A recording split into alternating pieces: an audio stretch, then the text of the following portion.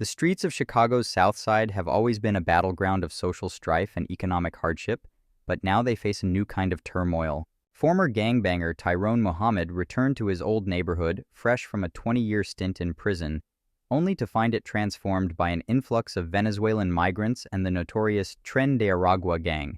This fresh wave of challenges is tearing at the already fragile fabric of the community, sparking resentment and anger among longtime residents. Muhammad, who has since devoted his life to running a street patrol and violence prevention program called Ex-Cons for Community and Social Change, sees the issue from the front line.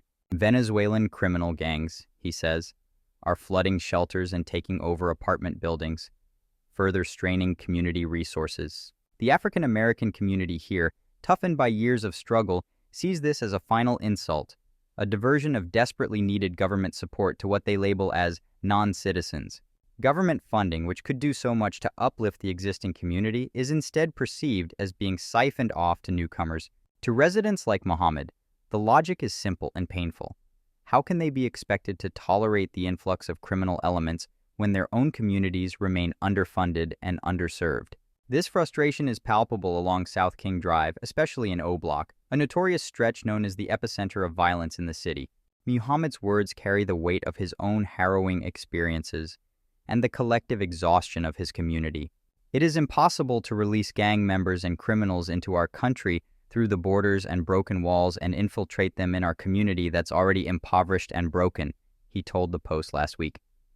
Such statements reflect the desperation and anger boiling over in the streets, where fear mixes with rage at an ever-increasing rate. The introduction of Venezuelan migrants and the Tren de Aragua gang further complicates the already precarious existence of residents. For many Chicagoans, this is more than just an issue of resource allocation.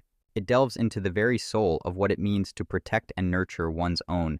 The gang's presence symbolizes a return to a violent past that many had hoped was behind them, now resurfaced with an unfamiliar and formidable new face. As the community rallies together to face these combined threats, Muhammad's voice becomes a guiding one.